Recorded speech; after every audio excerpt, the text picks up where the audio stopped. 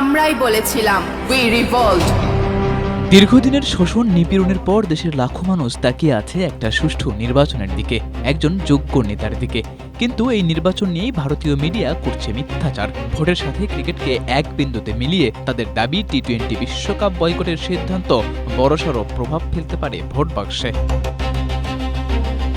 অযৌক্তিক এই দাবির পক্ষে তারা যুক্তি তুলে ধরেছে, টি-20 বিশ্বকাপ বয়কটের সিদ্ধান্তে দুই ভাগে বিভক্ত বাংলাদেশের মানুষ। এক পক্ষ বিসিবির সিদ্ধান্তকে সঠিক মনে করলেও অন্য পক্ষ মনে করছেন ক্রিকেটারদের স্বার্থে সরকারের উচিত ছিল ভারতের মাটিতে খেলার অনুমতি দেয়ার। স্ট্রবেরি সুপার ডটেড ও ক্লাসিক ভ্যারিয়েন্ট সেন্সেশন জাগুক শিহরণ। তাদের এই যুক্তি যে মোটেও টিকছে না তার অন্যতম কারণ, ভারতের মাটিতে না খেলার সিদ্ধান্ত নিয়েছে বাংলাদেশের অন্তর্বর্তী সরকার, অর্থাৎ কোনো দলীয় সরকার নয়। ভোটের বাক্সে প্রভাব পড়ার জন্য ভারতীয় গণমাধ্যমের দেখানো এই যুক্তি তাই হয়ে যায় অযৌক্তিক।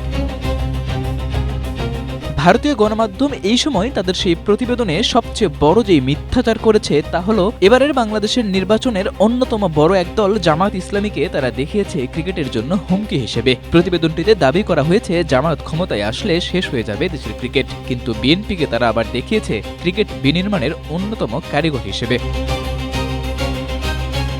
বাংলাদেশের বৃহত্তর দুই রাজনৈতিক দল নিয়ে এমন পক্ষপাতমূলক খবরের পাশাপাশি গণমাধ্যমটি টি-20 বিশ্বকাপে ভারত পাকিস্তানের ম্যাচ ইস্যুকেও দেখছে বাংলাদেশের রাজনৈতিক কৌশল হিসেবে। অসমর্থিত সূত্রের বরাতে তাদের দাবি, নির্বাচনে জামাতের হাত শক্ত করতেই বিশ্বকাপে ভারত ম্যাচ বয়কটের সিদ্ধান্ত নিয়ে নাটক করেছে পাকিস্তান। বাংলাদেশের যে কোনো ইস্যু নিয়ে ভারতীয় মিডিয়াগুলোর এমন মিথ্যাচার নতুন কিছু নয়, তবে জাতীয় নির্বাচন ইস্যুতে এবার যে মিথ্যাচার করলো তা হয়তো ছাড়িয়ে যাবে আগের সবকিছুকে। সাদাতুর রাফি, এশিয়া পোস্ট।